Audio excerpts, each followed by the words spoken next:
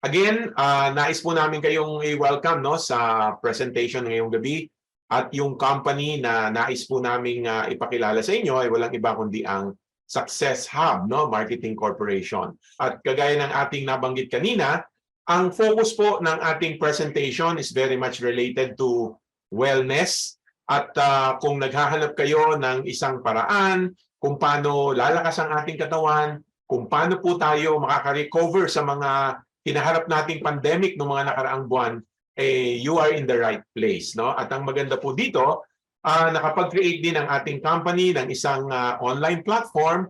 Tinawag po natin ito na Home-Based Online Negosyo Program. Kahit nasa bahay ka lang, kung meron kang cellphone, meron kang internet connection, pwede ka nang makapagsimula no, ng isang magandang negosyo. No? At ang negosyo pong ito ay nakatutok sa ating flagship product, walang iba kundi ang Oxinergy. No? Ito po yung ating wellness product na pag-uusapan ngayong gabi. Well, when we talk about Oxinergy, ang madalas na itinatanong ng maraming tao sa atin ay, ano ba yan? No? Ano ba yung product na yan? That is the most frequently asked question. So ang sagot po natin sa tanong kung ano ang product na ito is that the product is a liquid oxygen supplement. No? Tama po yung nakikita ninyo dyan sa screen. Tama rin po yung narinig ninyo. Our product contains liquid oxygen. Hindi masyadong familiar ang karamihan ng mga tao na makarinig no, ng oxygen in liquid form. Kasi ang kinasanayan natin ay yung klase ng oxygen na ini-inhale, no? Yung oxygen gas. Yan ang pinaka familiar po ang karamihan sa atin at alam natin kung gaano po ito kahalaga dahil ang isang tao ay pwedeng mabuhay ng ilang araw, ng ilang linggo kahit hindi sila kumakain ng solid food or umiinom ng tubig, pero kapag ang oxygen ang nawala sa ating katawan, alam po natin ano, na maraming problemang pangkalusugan ang pwede nating ma-encounter. No? In fact, pwede nga ikamatay ng isang tao ang kakulangan ng oxygen. Now, alam po natin ito basic information to, basic knowledge po iyan no. Ang hindi madalas dinidiscuss o hindi madalas pinag-uusapan is the role of oxygen in connection to diseases. Hindi natin masyadong naririnig yan sa mga usapang pangkalusugan. Ang madalas na sinasabi sa atin ay kailangan mo ang oxygen para ka mabuhay. Pag wala kang oxygen, mamamatay ka talaga. Pero alam po ba ninyo na maraming mga doktor sa ngayon, maraming mga modern studies ang nagpapakita na napakalaki ng relationship ng oxygen sa pagpapanatiling healthy ng ating katawan.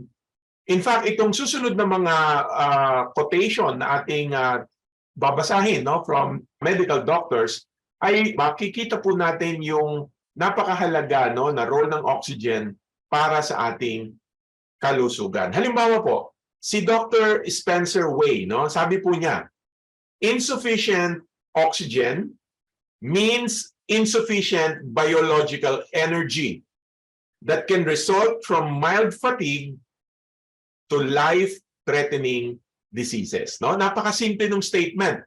Pero malinaw po na ipinakikita dito na maaaring magsimula lang sa simpleng pagod, maaaring magsimula lang sa simpleng pagkahapo.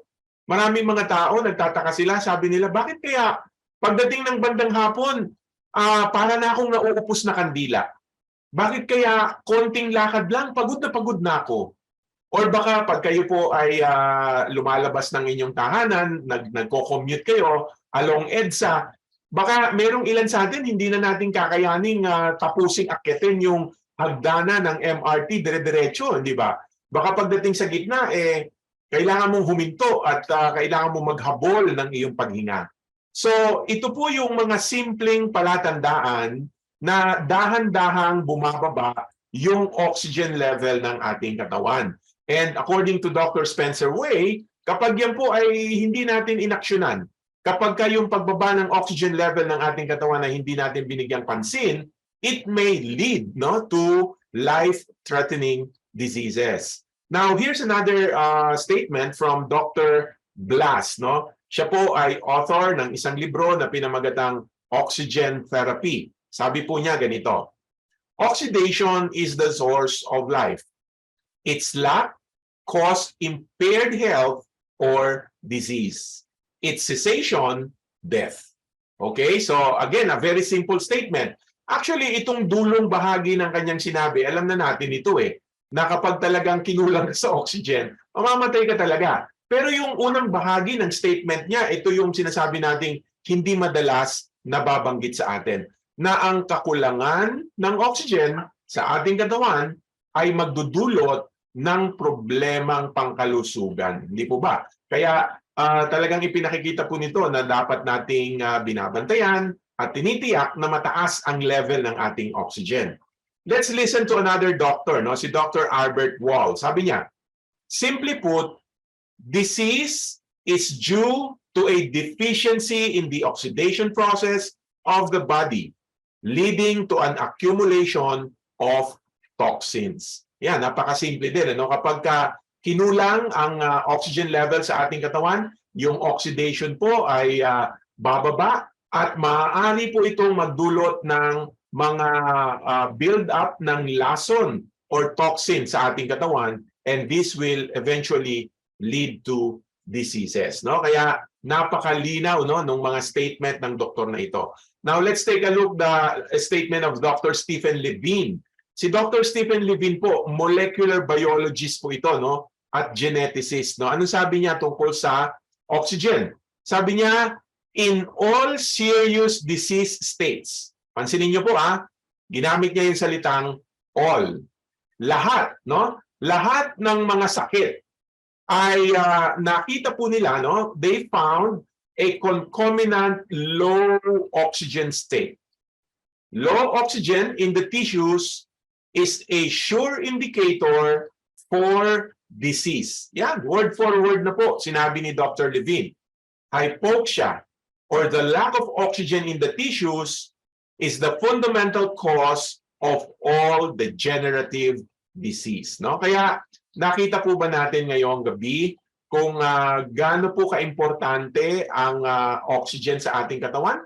Now lastly, ito po yung gusto kong i-quote sa atin na statement ng isang doktor, si Dr. John Muntz, nutritional scientist. Sabi niya, starved of oxygen, the body will become ill. And if it persists, it will die. I doubt if there is an argument about that.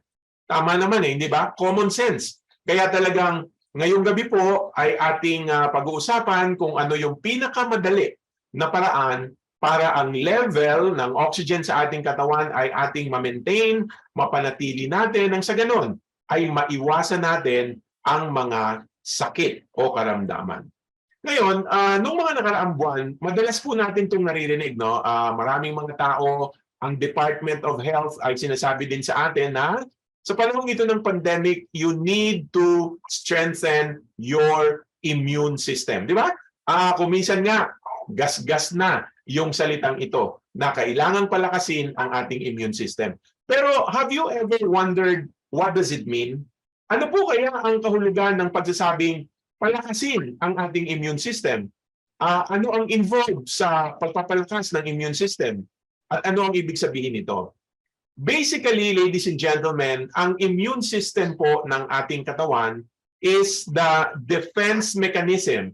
It is the defense system of the body against foreign invaders. Para sa ganon, kung mayroon mang makapasok na mga bad bacteria, may makapasok na virus, may makapasok na mga pathogen, meron pong natural na panlaban ang ating katawan sa mga ito. Para hindi po tayo igupo ng mga foreign bodies na yan na maaaring magdulot ng sakit sa loob ng ating katawan. Pwede nating ihalintulad ang immune system ng ating katawan sa defense system ng isang bansa related sa ating military strength. Para hindi lusubin ng kaaway ang isang bansa, marami pong mga nagbabantay na mga military force. Merong police, merong army, merong navy, at iba-iba yung specialization nila, hindi ba? Merong specializing in water warfare. Merong nag-i-specialize sa air, So, ganyan-ganyan din natin pwedeng ihalintulad ang ating immune system. Dahil ang ating immune system ng katawan ay binubuo ng complex network of cells and proteins that defend the body against infection. So, marami po tayong mga panlaban, no? Mga natural na mga panlaban sa loob ng ating katawan. Primarily, ito po ay yung ating mga selula ng katawan na ang disenyo ng ating mga selula na ito ay pumatay, maghanap, at mag-contain ng mga harmful foreign bodies na pwedeng magdulot ng sakit sa ating pangangatawan.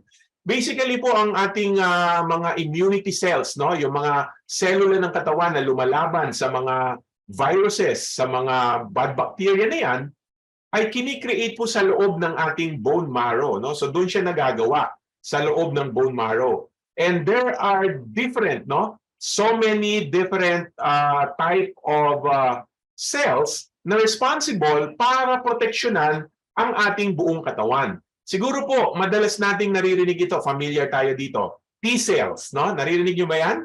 O, yung mga T-cells ng ating katawan. Part po yan ng ating immunity cells, no?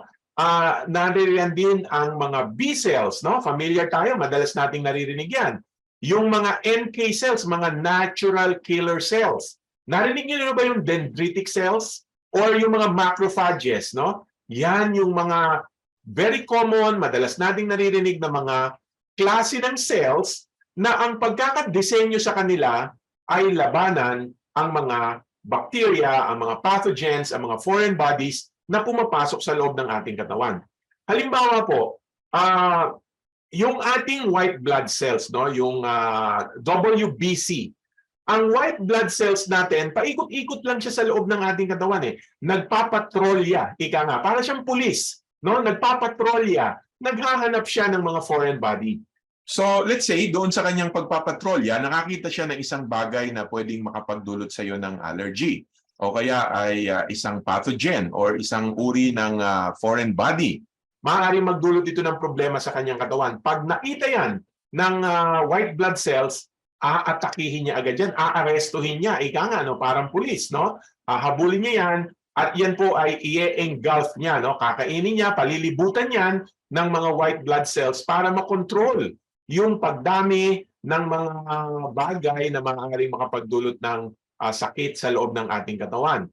At ang mga white blood cells natin na ito, after several attacks, namamatay din sila, no? At yan po kung minsan, nagmamanifest yan sa ating katawan. Kung mapapansin nyo, nagkaroon ka ng sugat, no? Nagkakaroon po ng dead skin sa ibabaw, no? Nagkakaroon ng, tawag natin doon ay langib, no? At kung minsan nagkakaroon po ng pus, yan ay resulta nung labanan na nangyari sa loob ng ating katawan na ginampanan ng white blood cells natin at noong whatever pathogen na kanyang na-encounter.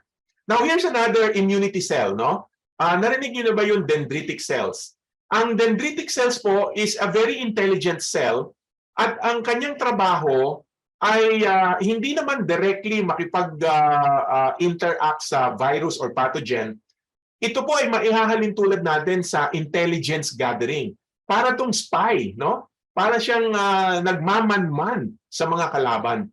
Kasi ang bawat pathogens, ang mga organismo sa loob ng ating katawan, nagki-create po ito ng mga tinatawag na protein footprints, no? Parang tayo, nagpapawis tayo, nalalagas kuminsan ng ating mga buhok, may mga dead skin cells na nag-shred sa ating balat, hindi natin namamalayan yan, no? Nalalaglag po yan, yung mga bagay na yan. Ganon din na nangyayari sa mga organism inside our body. May mga protein na nahuhulog, resulta ng mga biochemical reaction sa loob ng kanilang katawan, ano. Ngayon, ang ginagawa ng dendritic cells, hinahanap niya itong mga proteins na ito at pinag-aaralan niya kung ito ba ay maaaring magdulot ng problema sa katawan o hindi. Yun ang kanyang trabaho. So, ina-analyze niya yan. At pag nakita ng dendritic cell na itong type of protein na ito ay maaaring magdulot ng problema sa katawan, ia-alerto niya yung ibang mga immunity cells ng ating katawan na responsible para patayin whatever yung pathogen na nagdadala ng protein signature o itong protein footprint na ito. Sino yung kakausapin niya? Kakausapin ng dendritic cell ang B cells at ang T cells. Yan, familiar tayo dyan. Madalas nating naririnig yan. Ano? Kasi itong mga selula na ito, sila madalas yung directly no, na naghahunting, ika nga, or naghahanap ng mga maaring makapagdulot ng problema sa ating katawan. Sila yung directly involved sa labanan. Meron silang parehong role, no? They attack invaders, pero si B cells, mamaya pag-usapan natin, merong extra role na ginagawa si B cells.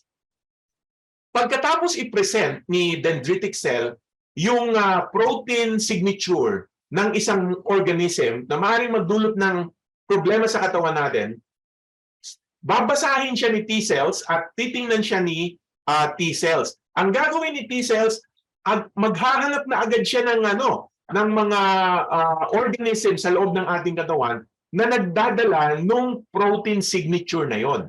At kapag may nakita siya na isang cell na nagtataglay ng katulad na protein signature, automatically aaksyon na si T cells, maglalabas na siya ng kanyang mga bagay na pwedeng pumatay para makontrol yung whatever pathogen or foreign body that can cause harm in our body. So si T cells, aggressive yan. Siya talaga yung soldier cell na dire-diretso, hinahanap niya yung mga kalaban.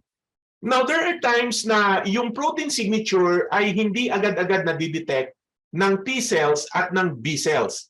Lalo na kung yung protein signature ay bago. Just like what happened during the time of COVID, no? Maraming mga tao ang nagkasakit at nagupo ng virus kasi yung immune system natin, yung grupo ng mga cells natin, hindi pa kilala yung protein signature ng COVID-19 virus. So, hindi nila alam kung paano magre-react, hindi nila alam kung ano yung weakness ng virus, at ito po ay responsibility ngayon ni B cells. Kasi si B cells ngayon ang naghahanap ng paraan kung paano pahihinain yung virus o bacteria or pathogen na pwede magdulot sa atin ng sakit. Gumagawa po si B cells ng pangontra doon sa virus or sa bacteria, at ito po ay tinatawag na antibody, no? At si B cells ang gumagawa ng mga antibody na yan. At kapag nakapag-create na ng antibody itong si B cells, pagkatapos niyang pag-aralan yung protein signature, gagawa siya ng antibody para yung organism na nagdadala ng protein signature na yon ay mamatay. So, ipapadala niya sa mga T cells, ipapadala niya sa mga iba pang mga immunity cells natin yung antibody na yon para makita kung sino ang kaaway, kung sino yung virus, no? At kung sino man yung organism na nagtataglay ng nagko-connect doon sa antibody na yon, aatakihin siya ng mga natural killer cells natin, ng T cells natin, at ng iba pang mga immunity cells natin. At ito pong mga protein signatures na ito ay naiiwan sa memory ng B cells para sa ganoon kapag naka-encounter uli ang dendritic cell ng the same signature footprint, no? Protein signature na pareho, alam na ng immune system natin kung paano magre-react, paano papatayin yung virus, yung bacteria, or yung pathogen. So, yan po yung napaka short description or explanation natin kung paano po gumagana ang ating mga immunity cells. Of course, mas marami pang mga complex na bagay silang ginagawa. I just want us to really understand kung gaano kalaki ang papel na ginagampanan ng ating mga immunity cells para po tayo ay panatilihing malakas, para ang ating katawan ay manatiling may kakayanan na labanan ang mga virus, ang mga bacteria, at anumang mga foreign body na pwedeng pumasok sa ating katawan. Now, alam po ba ninyo na ang COVID-19 virus ay napakabilis mag-replicate, no? In just about 5 to 7 days, nung nag-uumpisa nga po ang COVID, sabi nga nila mga 2 to 3 days lang ang COVID virus ay nagre-replicate agad, nanganganak agad yung COVID-19 virus sa loob lang ng 2-3 araw. Pero alam po ba ninyo kung gaano katagal nakakagawa ang B cells ng antibody? Umaabot po ng 14 days bago makapag-create ng antibody ang B cells. Kaya talagang meron pong time na kailangan nating bigyan ng ating immune system ng panahon para maunawaan niya yung protein signature na nakuha niya, paano ito pahihinain at kung paano ito lalabanan. Nung panahon ng pandemic, nung panahon ng COVID-19 virus sa kasagsagan, dahil hindi nga alam ng mga doktor kung paano agad-agad mapalakas ang ating immune system, inabot na nga tayo ng taon para maunawaan kung ano talaga ang tamang action para mapalakas itong ating mga B cells. Now, why are we talking about this, ladies and gentlemen? Ano ba ang relationship ng product na pinag-uusapan natin, which is Oxynergy, sa ating mga immunity cells? Anong kaugnayan nito?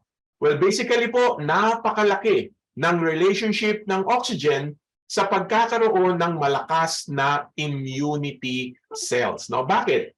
According to one study, itong study po na ito ay ginawa sa Japan noong pong 2018 bago mag-pandemic. At itong study na ito ay nakafocus doon sa naging role ng oxygen sa tinatawag po na immune response. Ano ang relationship, ano ang nagagawa ng oxygen doon sa ating immune response? Let me share with you, basahin lang natin saglit yung result, yung statement dito sa abstract nung study po na ito.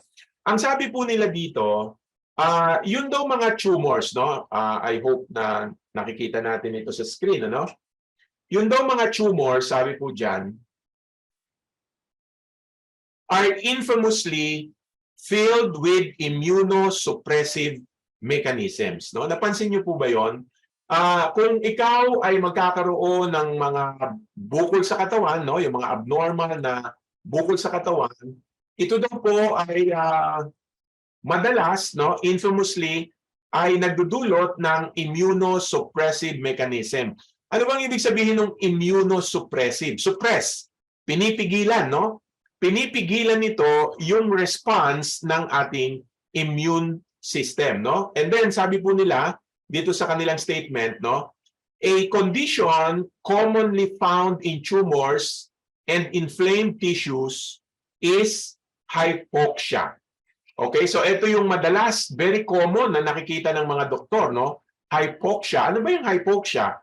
Ito po ay yung oxygen deprivation, kakulangan ng oxygen sa ating mga cells, At ang sabi dito, under hypoxic conditions, by itself is immunosuppressive.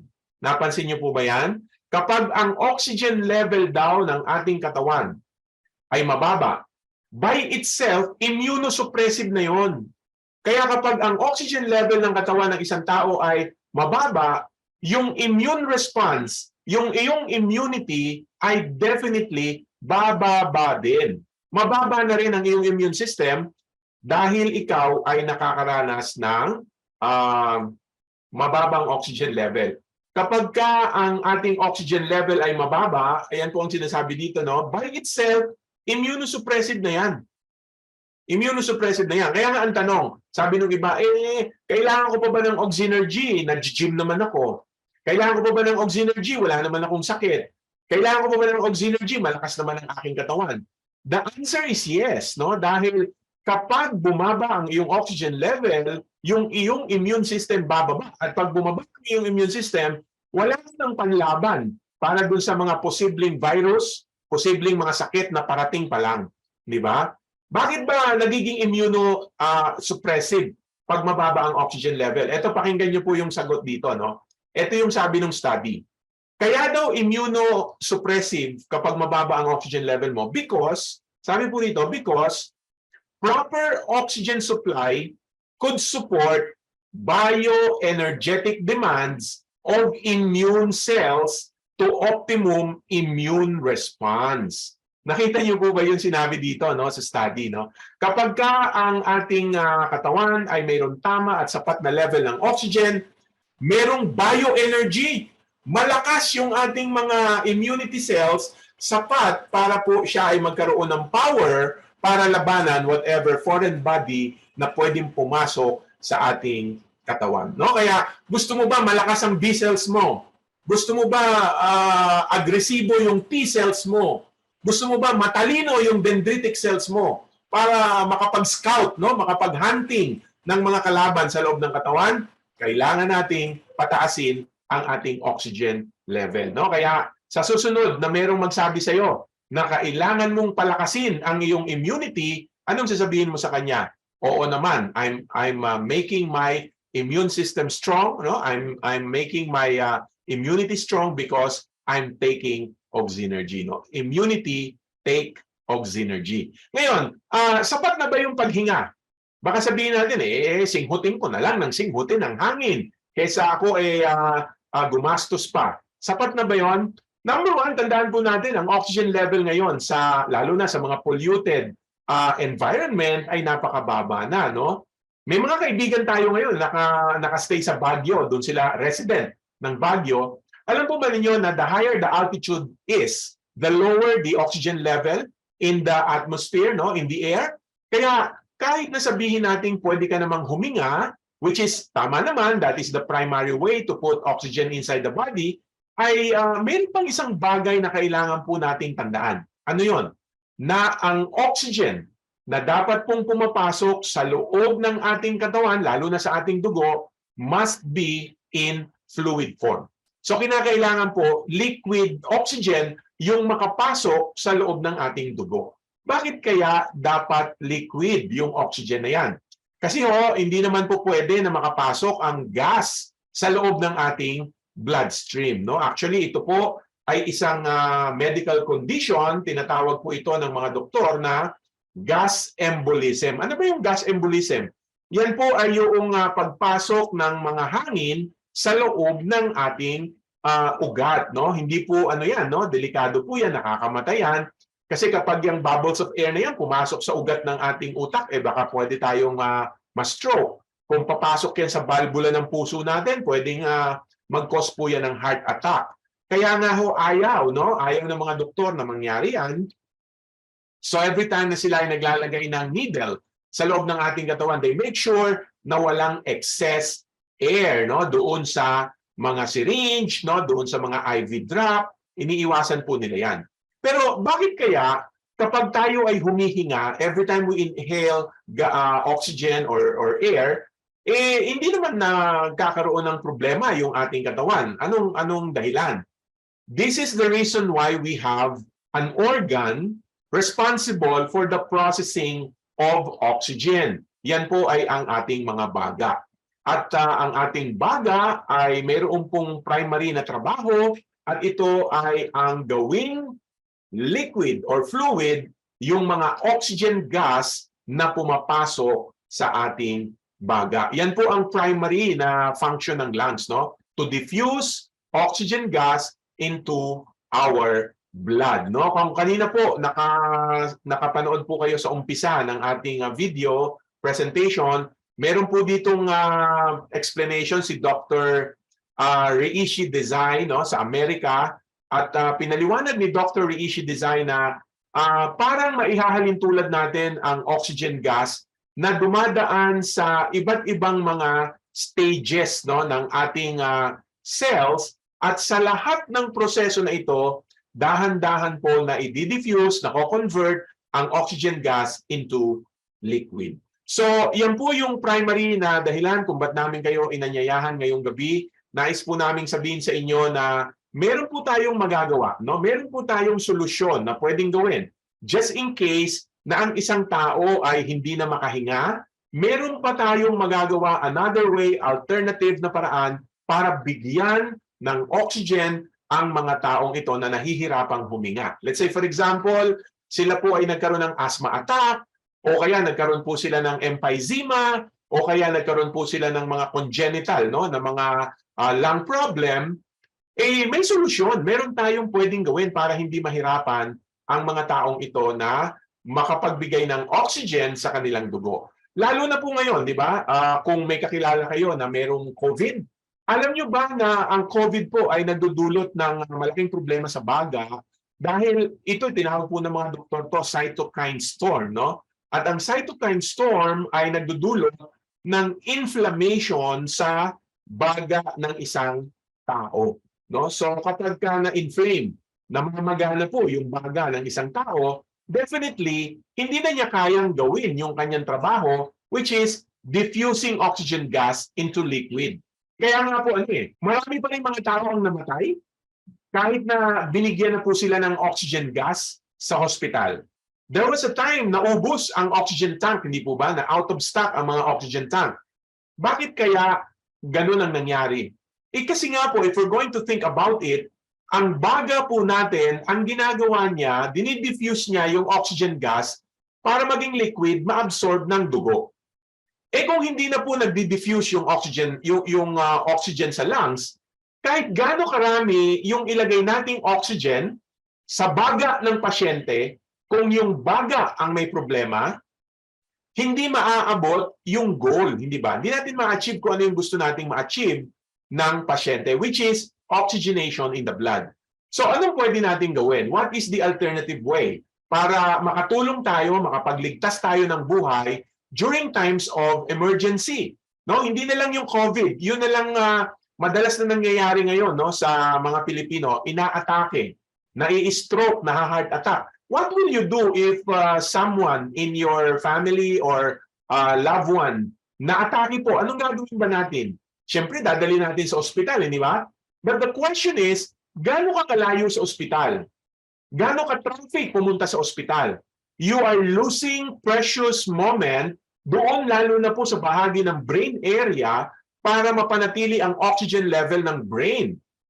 So, ilang oras? Isang oras bago makarating sa ospital, sayang yung isang oras. Kung meron kang Oxynergy sa bahay, no?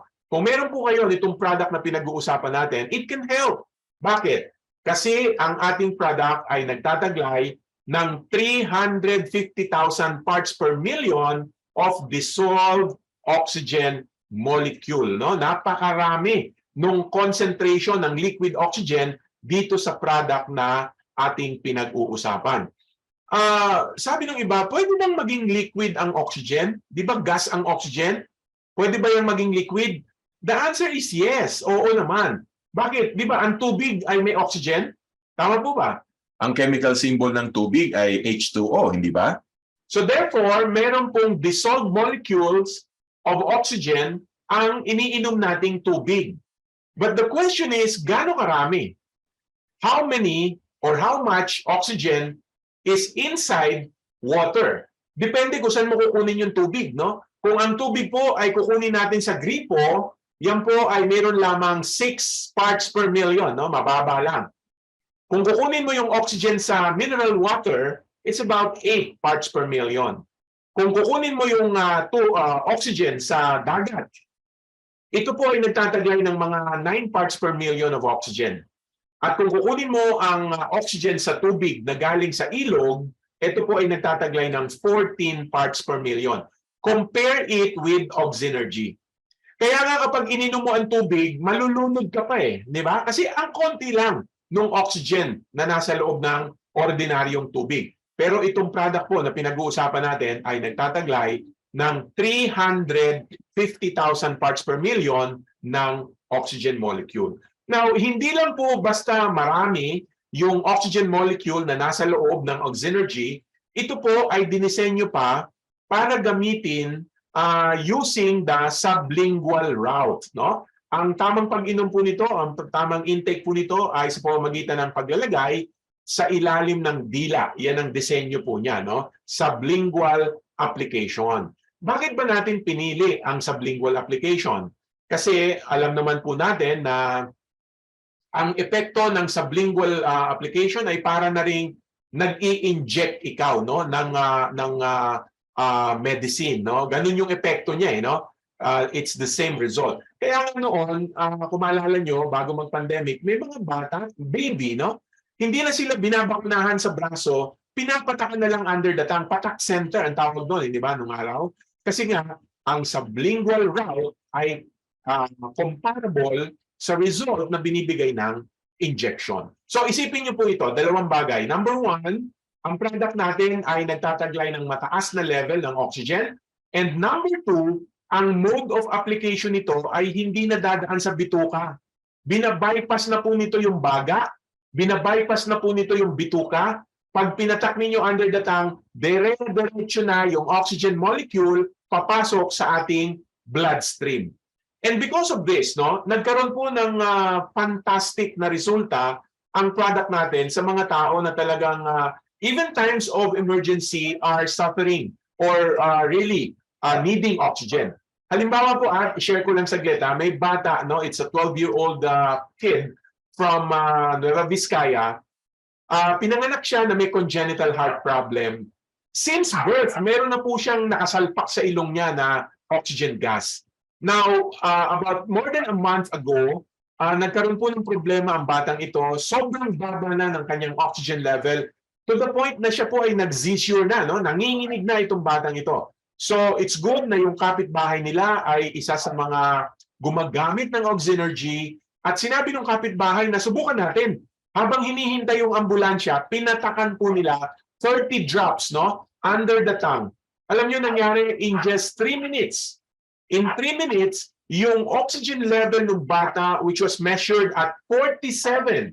Napakababa na po ng oxygen level niya.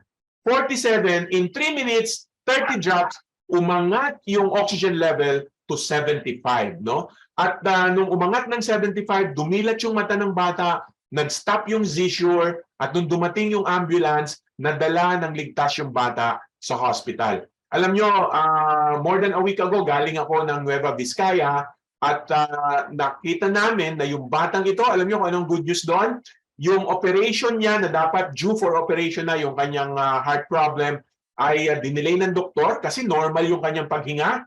Guess what?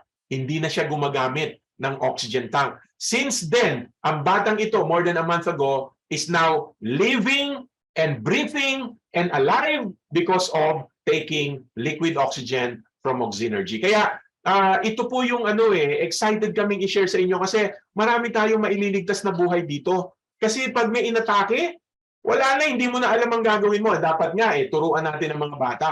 Dahil ang mga bata lang naiiwan sa bahay kasama ng lolo, ng lola, di ba? Dapat alam ng mga bata, pagka may inatake, may natumba, kunin sa medicine cabinet, buksan ng Oxynergy, patakan sa ilalim ng dila, 30 drops.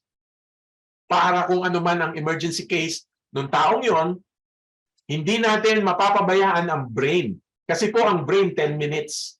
10 minutes lang ang kapasidad niyan na mag-survive na mababa ang oxygen level. No? So, critical po yung mga minuto na yan. Sino ba ang mga tao na makikinabang sa paggamit ng Oxynergy?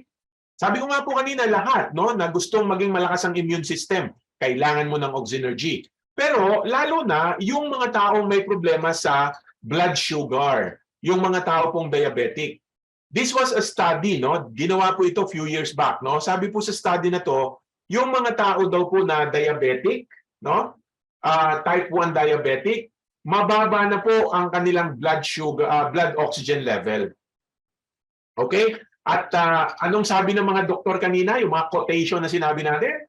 Pag mababa ang oxygen level mo, yan ang fundamental cause ng degenerative diseases. Diyan nagsisimula ang pagkakasakit. So wag na nating hayaan na mag-progress pa yung diabetes ng isang tao. At least i-address na natin immediately yung problema niya sa kanyang blood oxygen level. At alam po ba ninyo, bagamat hindi naman directly na nakakatulong ang oxygen, no, ang liquid oxygen natin sa problema ng diabetes, meron pong magagawang malaking tulong ang Oxynergy sa diabetes. Ano yon? It will improve blood circulation. Kasi kapag ang isang tao po ay diabetic na, talagang hirap na yung circulation ng dugo papunta doon sa mga extremities, no, sa paa, no, doon sa mga dulong bahagi ng katawan ng isang tao. Kasi yun talaga ang problema ng diabetic, no, blood circulation. When you take Oxynergy, mamaya ipakikita ko po yung study sa Amerika. When you take Oxynergy, it will vasodilate your blood vessels. Ibubuka niya, no, yung mga ugat ng ating katawan So, kung meron kang problema sa blood flow dahil diabetic ka, it will be addressed. Magiging maganda yung blood circulation mo at magkakaroon po ng magandang oxygenation yung mga ibang organs ng ating katawan.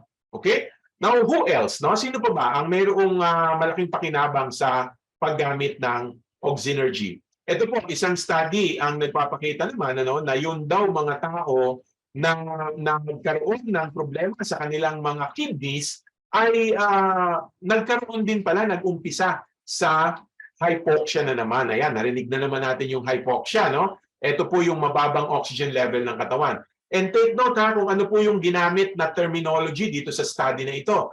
Ang ginamit po dito ay yung salitang driving force. Ano ba ibig sabihin ng driving force? Yan daw ang nagtutulak.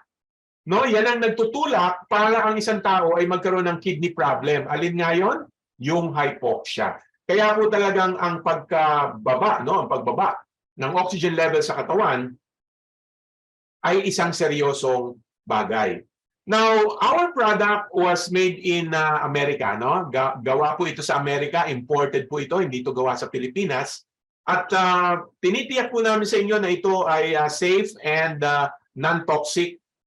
No less than SGS gave us this certification. Marami din po tayong mga clinical study na ginawa sa Amerika tungkol sa ating product.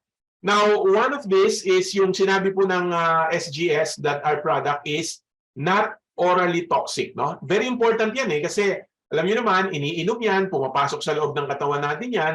It's very important na matiyak natin na yan ay ligtas at hindi magdudulot ng problemang pangkalusugan sa ating katawan. Now, just in case na ang Oxynergy ay magkaroon po ng direct contact sa ating mga balat, huwag kayong mag-alala. Kasi ang Oxynergy will not cause any toxicity in your skin.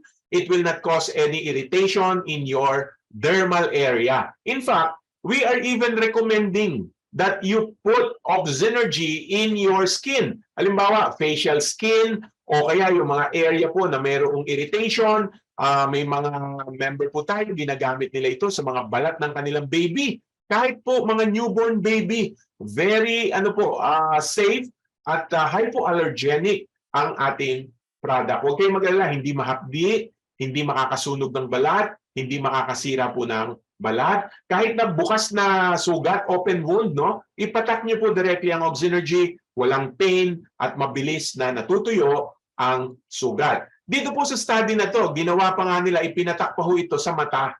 Bakit baka ipinapatak pa sa mata?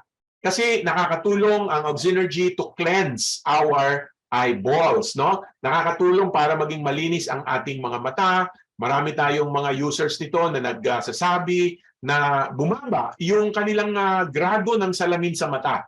Meron tayong user sa North na nagkaroon ng fungal infection, nabulag na po siya. Nabulag siya dahil yung fungus kumapal ng kumapal dun sa kanyang mata, left and right, dalawang mata. Nabulag na siya. Pero nung pinatakan ng Oxynergy sa loob ng 3 buwan, dahan-dahan na nawala yung fungal infection, natanggal po yung makapal, na opaque, nagiging opaque na yung kanyang mata. Nakakita siya uli, nakapag-drive na nga siya ng kanyang sariling sasakyan muli. Kaya yan po yung mga positive result na nagagawa ng product na ito.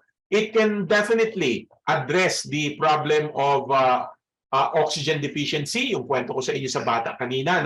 It can also help increase the nitric oxide level of the body. It can help metabolize vitamins, minerals, and other supplements. Ito napakaganda na bagay ito Kasi chances are, may iniinom na kayong paborito ninyong vitamins. May iniinom na kayo na paborito ninyo na minerals supplement. Okay yan, ituloy nyo po yan. Hindi natin sinasabi na itigil ninyo, Oxynergy na lang. Wala tayong sinasabing ganon. What we're saying is, if you're going to take Oxynergy with your vitamins and minerals, it will make your vitamins and minerals more absorbed, faster sa loob ng ating katawan. Yung potency nung iniinom ninyo mga vitamins and minerals ay lalong magiging maganda. Kasi ang oxygen ay tumutulong for the proper absorption ng mga nutrients na ito. Isa pa during times of emergency, inatake na yung isang tao o yung mahal mo sa buhay. Ano yung paiinumin mo? Vitamin C pa rin ba ang papainom mo? Wala lang ang malay, di ba? Hindi na yun ang gagawin natin. Ang kailangan mo na, oxygen. That's why, wala tayong competition. Kahit na may mga tao tayong makakausap, sabihin nila, ay, may vitamins na ako, may maintenance na ako. It doesn't matter. Walang contraindication ang Oxynergy. Then, our product can help strengthen our immune system. Ayan, napag-usapan natin in detail kanina yan. It can kill virus, bacteria, fungi, yeast, parasites, and other organisms, no, except yung mga beneficial sa ating katawan. Kaya yan po yung mga ilan sa mga nagagawa ng ating product, no? Even po yung mga parasites sa dugo. Kaya nga kami, nag-i-invite kami sa inyo every Wednesday. Meron tayong live blood analysis sa office. Ang office po natin nasa Mandaluyong, no? Cityland Show Tower, no? Nandoon po yung ating company, yung office. Pag Miyerkules po, meron tayong doctor na pwedeng mag-check up ng inyong dugo. Wala pong bayad yon. At sa check-up na yan, makikita po ninyo visually, makikita nyo visually kung may mga parasite ba na namamahay dyan sa ating dugo, no? Kaya visit us this coming Wednesday. Now, there's another effect, no, ng product po natin. Ito pa, no, yung mga nagagawa niya. It can alleviate headaches, migraine, vertigo. Kung medyo napasobra ng pag-inom, it can relieve hangover. It will lower the risk of stroke and other cardiovascular disease. And ito, maganda to, nakaka-delay ng aging process, no? Pwede niyong ipahid sa mukha, no, para maging maganda ang ating skin. Now, lastly, ito na po yung gusto ko na lang i-share, no? Ito na yung huli. Ito yung study sa Amerika, sa Florida, at ginawa po ang study na ito para i-check kung ano ang nagagawa ng Oxynergy sa capillary dilation and contraction. Pag nag-take ka ng Oxynergy, ano ang epekto sa mga ugat ng ating katawan? Specifically, sa dilation and contraction effect. Anong nagagawa niya? They found out, we're very happy to inform you, that in this study, pinakikita po na ang Oxynergy ay nakakatulong para mag-vasodilate ang mga ugat ng ating katawan.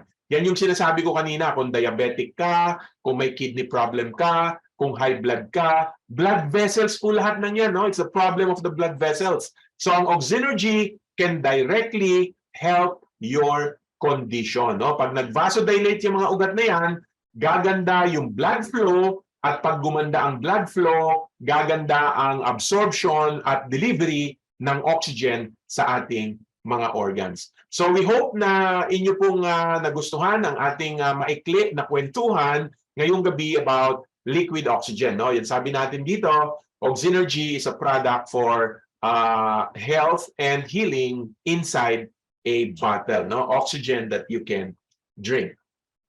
So for more information about the product, we invite you to visit our website at www.homebaseonline.biz. You may also want to talk to the person who shared with you this video. Thank you for watching and see you again in our next presentation.